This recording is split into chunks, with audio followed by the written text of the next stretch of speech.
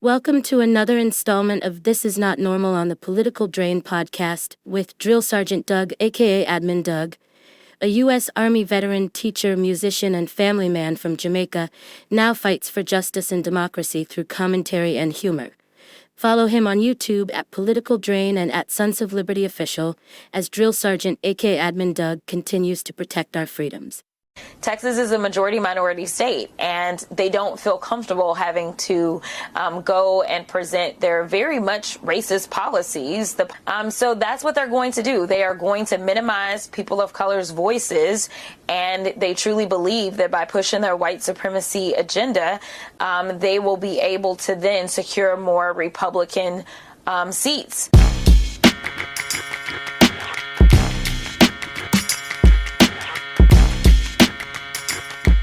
Hey, quick disclaimer. In this episode, I do an interview with Jordan J. Herrera from Missouri's 5th District running for Congress. You need to stay to the end. It's going to be just a clip that has to do with what we're talking about today.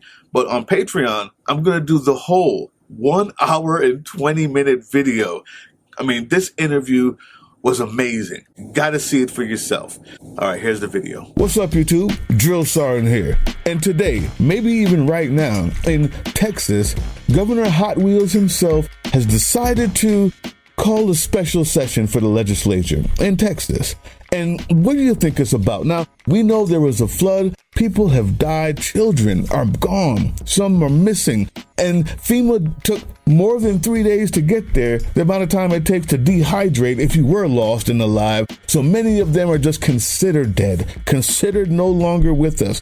And we need to do something about that. So this is the perfect time to use that tragedy to redistrict your state, so you can screw the rest of us over, the rest of them over, and us in America. You see, they understand. This is Texas. All of that red and these few little blue dots are scaring them. They're threatened by that because they know their policies suck. Their policies are deadly. That's why the people and the children are dead, because they didn't vote right. And the children didn't vote. They're innocent. And the poor innocent Democrats who were washed away in that flood and whose property is now destroyed because of that flood, because their neighbors hated them so much that they were willing to kill their own children to spite them. Don't let them tell you any different. That's why they voted that way. It makes them feel special. They feel chosen. They feel big and powerful. To know that they could just vote away money for things like early warning, sirens, a phone call, fucking anything. No. They want to know that they're special and bigger. So they listen to anybody who will make them feel that way. And in order to ease that cognitive dissonance when it starts to ring in their head, they have to believe anything that person says. So much to the point that they are willing to die on their own cross to feed oligarchs. They're willing, and this is just going to be for the members only, because it's going to be spicy, to tickle the ball. Anyway, yeah. So at the end of this, I have an interview with an amazing candidate from Missouri, 5th District. His name is Jordan Herrera, and he is going to talk about how maybe Democrats can actually fight back stuff like this nationwide, because this affects all of us. You see, Trump wants those extra seats because he knows his policies suck. They're disgusting. He knows that he's killing people, and they love it. They get off on it. They jack off on it at nighttime, on how many black people and poor people they're killing. They eat dinner to it and drink wine to it. They love it. And Democrats are still playing the same old stupid game. And here's what happened. The Voting Rights Act of 1965 made it so that states that are known for being racist and disgusting and hateful and stupid and ignorant and hate education and love only the power and the money so that they can lord it over people of color because that's all they need to feel powerful, and they're willing to kill their own children to have that feeling just to spit in your face, had to show their redistricting and all of their voting stuff that they did, all their laws they make for voting, to the courts because they couldn't be trusted. That's what the Voting Act of 1965 had in it. States like Georgia, Mississippi, Alabama, Louisiana, Texas, the worst ones, the ones that take all the taxes and pay none, the ones with the poorest people in them, the dumbest people in them, the worst schools in them, those states had to be policed. And so they weren't allowed to redistrict stuff and just come up with laws on the books because they know the first time they would do it, it would be used against people of color because they're filthy, fucking assholes, disgusting, indecent human beings. Well, in 2013, our wonderful Supreme Court said, you know what, we don't need to do that anymore because they're no longer like that. And in 2013, the very single second that that law was done away with, Texas was the first one to start redistricting to get rid of the to get rid of the black people voting. And it's very rarely ever mentioned in that context, unless you're talking about my friend, Jasmine Crockett. Say it again, honey. Let's move to Trump supporting Texas Governor Greg Abbott redrawing the state's districting map years ahead of schedule to help Republicans keep their congressional majority. So the legislature is going to hold a special session to find 5 new winnable red seats, which likely moves Republican voters out of safely red districts into blue ones. Is this going to further marginalize Democrats in Texas? And what can Democratic lawmakers do about it? Yeah, so obviously, Alex, you and I met when the Republican legislature in the state of Texas decided that they wanted to violate the law and infringe upon the rights of Texans in our state. That was when I was in the state house and we broke quorum at that point in time. It was a pretty dramatic thing to do, but we felt like it was necessary because they were pushing these draconian voting laws because they knew that they had an opening with the evisceration of a lot of our protections under the Voting Rights Act in the Shelby v. Holder case. They are doing the same thing. We know that they gerrymandered in this last legislative session when we actually did go through the maps. In fact, I've been engaged in litigation ever since those new maps were drawn because we know that they diluted the voices of people of color. And that's basically what they're going to do. They're going to do it again. Texas is a majority minority state, and they don't feel comfortable having to go and present their very much racist policies, the policies that people like the Proud Boys are excited about, the people like the Oath Keepers, people like, we saw on January 6th, those guys. So that's what they're going to do. They are going to minimize people of color's voices, and they truly believe that by pushing their white supremacy agenda, they will be able to then secure more Republican seats. I've got news for them. I believe in the people of Texas, and I believe that this may backfire in a really unprecedented way. In fact, I will tell you confidently that there are absolutely Republicans that currently are serving that are concerned as well, and they should be concerned that this may backfire on them as they try to create these seats, because there will be new vulnerabilities. And I promise you, I am going to do everything that I can to make sure that Texans know what is at stake and understand that they are trying to basically put their voices on mute, and it is time to raise the volume on their voices.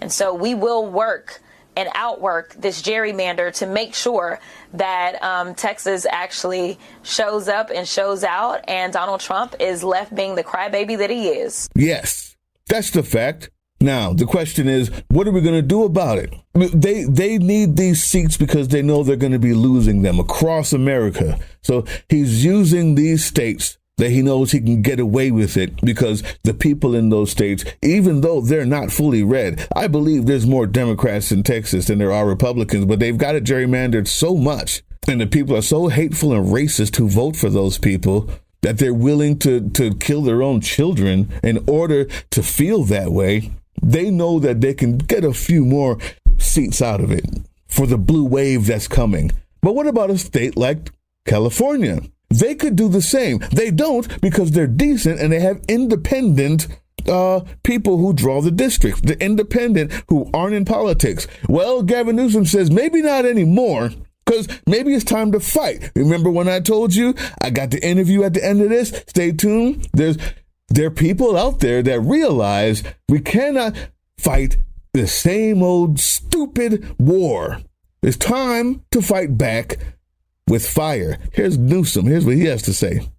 California Governor Gavin Newsom says his state may retaliate if the state of Texas redraws its congressional districting maps in a way that would benefit the Republican Party. California could gerrymander like no other state if it chose to do so. Years and years ago, we did independent redistricting in a state that I assure you, with 2/3 majorities in the legislature, could gerrymander like no other state. And we've been playing fair. But I saw what he just did today, made me question that entire program. Texas and California do operate differently when it comes to how they redistrict. In Texas, it's the legislature that redraws district lines and vote to approve new maps. In California, it's a 14-member citizen commission who identify as Democrats, Republicans, and independents who have never been elected officials with the power to redraw district lines. Yes, and I agree.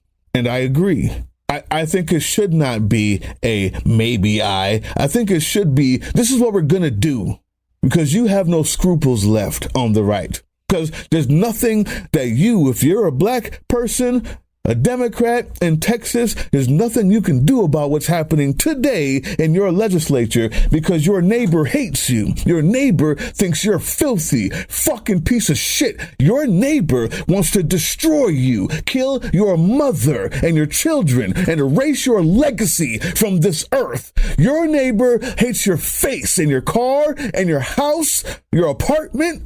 Your neighbor hates the fact that they have to breathe the same air as you, and they would crush you, and they would use you as a toilet, and shit on you, and piss on you, if they could, and get away with it. And in Texas, they probably can. They hate you.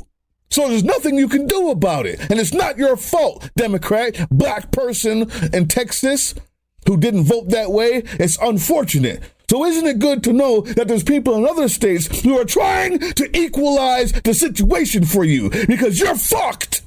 Democrat in Texas, this is you. And they want to get rid of it, and they probably will. So I'm here to tell you that there's people out here who also care, and it bothers me. Those same people who will kill their own children to be able to spit on you without consequence will not let you change what's happening today. It's happening now. But isn't it good to know that we got people in other states that have decent human beings and not animals who are finally willing to fight?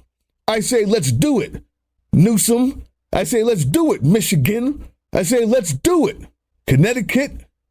I say, let's do it, Illinois. And I'm not the only one.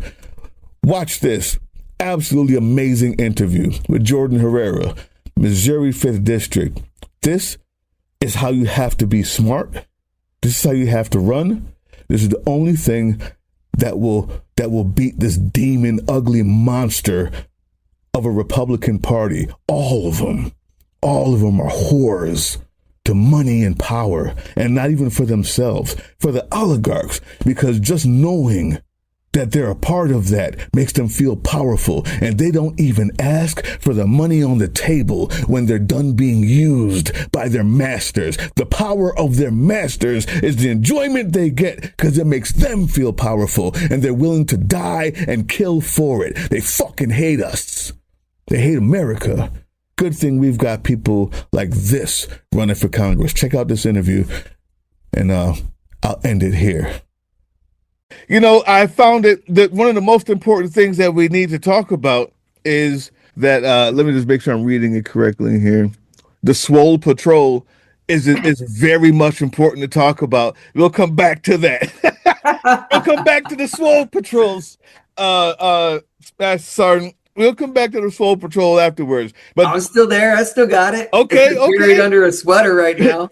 Yeah, mine is buried under fat, but it's still there somewhere. So I want to get to Missouri. Now you go back. You'll go from California. How do you get to Missouri? What are you fighting for there as an attorney? Let's take that to jump off into these issues. What you plan to do for that state? Why it matters to you? Why they should believe you? So for me, coming home to Missouri, it felt like the right answer because here in our home state, it used to be a purple state, and now we're living with a Republican supermajority in our home state. Here's an example of why supermajorities, regardless of party, supermajorities are bad. This last year in November, we voted to preserve paid overtime and paid sick leave through a ballot measure. We also voted as a state for women's reproductive access, and both passed. This last session, the Republican supermajority overturned the will of the voter on both of these. Jesus. Both of these. So now there is no more paid sick leave. There is no more paid overtime in the state of Missouri. And we just had that ballot measure voted on and approved November 2024. Same for reproductive access for women. It was a constitutional amendment, so there is a different process. But essentially, it will be done again under this Republican supermajority in our state, that the will of the voter will be undone. And that's why it's so terrible. So that's why it's essential for strong-willed people, Democrats with a spine like myself, who are tired of the stagnation and tired of the quiet coming from the congressional leaders and even state and local leaders. I see the acquiescence and the complacency to the Republican right, and I just don't believe in that. What is their freaking excuse for that? What? And we're getting very close. I'm holding the cussing tongue, sir. We're getting very close as I start to hear this type of a story. What is their excuse to say everybody voted for this?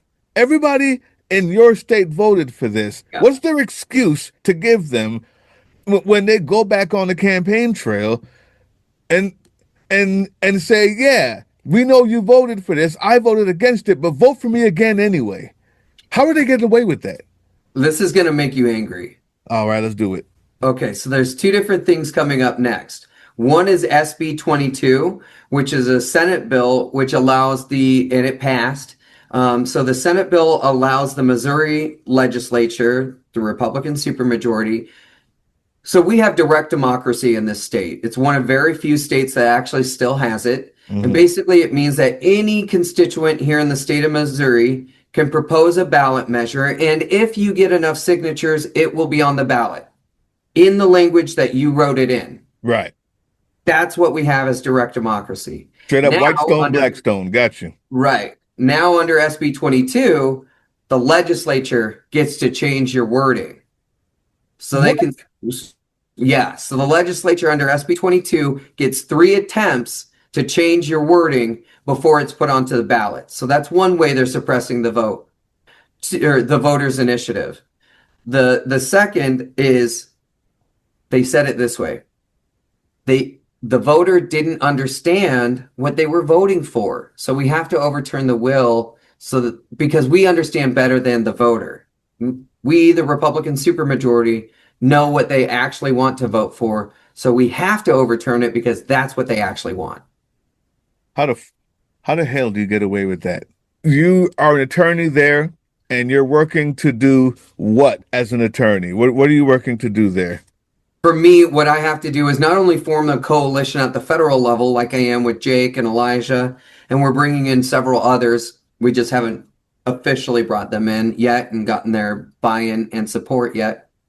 But we are talking to several others, but also local officials. So we've talked to Missouri State House reps and state senators already. So the coalition is better than just, or more than just the federal level, it's the state level. We're also talking to local and municipal level leaders and elected officials and bringing them into the coalition. And what we're calling this group is Purple Power 2030.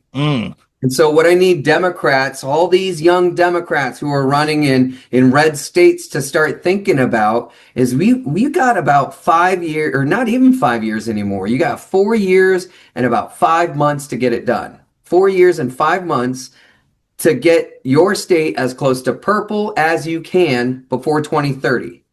Because when 2030 hits, that's the next census. Yes. And after the next census rolls around, after it follows gerrymandering and redistricting.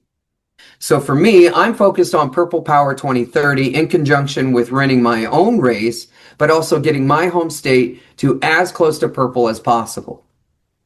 That's something that you have not seen or heard any other federal elected talking about. I was just going to say, of all of the candidates I've asked that question of, it has been, and fair enough, it's the honest truth, they can only work on federal stuff. They're trying their hardest to, get a consensus. That's the first time I've ever heard someone say, I have a plan. I'm trying to get a plan to fix that. But Yeah. it comes down to, we have so much to talk about with your issues, but I can't get there because now we're talking about gerrymandering. None of it matters. None of it matters if you don't get rid of this gerrymandering. And Gavin Newsom, even though his dumbass even though this guy decided to, bring on Charlie Kirk and throw LGBTQ people under the bus for God knows what, because Democrats can't seem to realize that if they fight for people instead of trying to get the other side on their side, they have a better chance of getting the rest of us off the couch who stayed home. But anyway, he had a good idea. He said, fine, if Texas is going to draw up new districts before the census, and the census is what you're aiming for, kudos to you.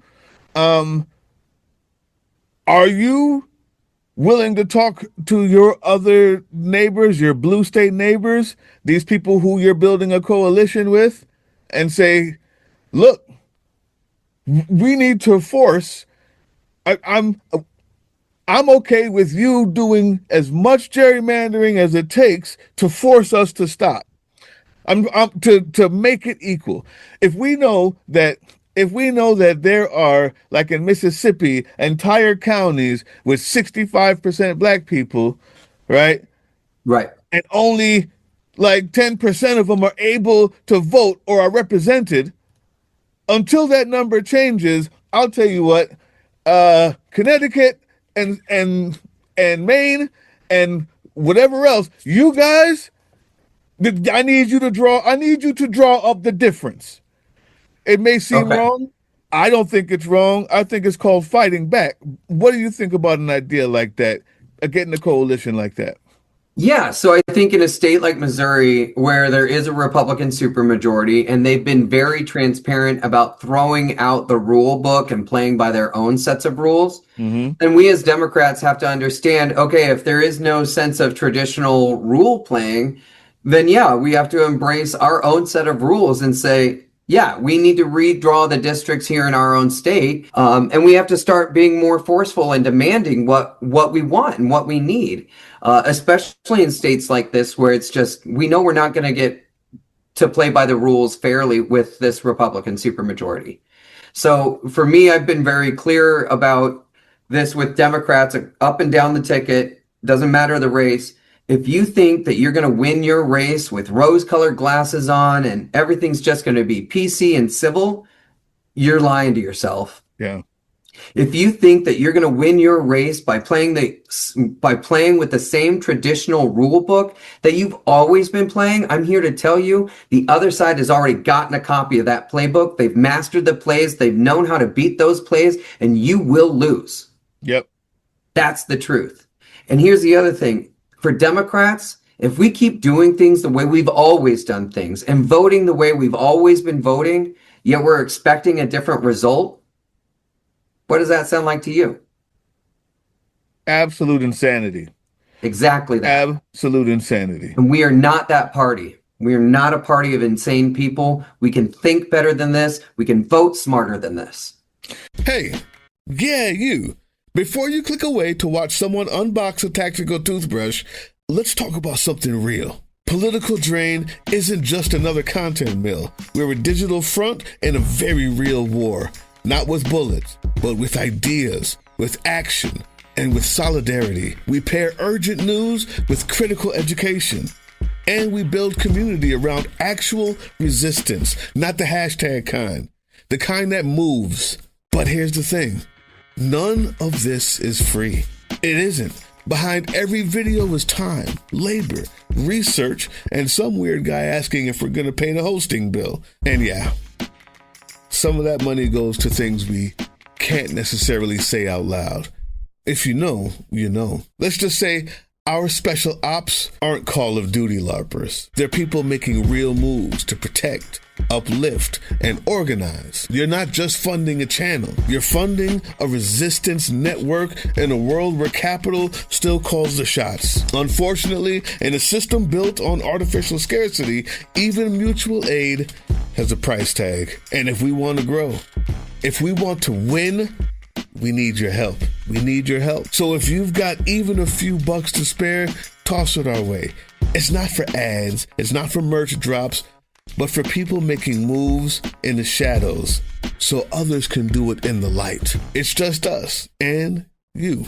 So fund the mission, fund the fight, fund the future, because nobody's coming to save us. We save each other. That's how this works. Follow us on all these things you see here, and our link tree is in the description. Maybe even get some merch.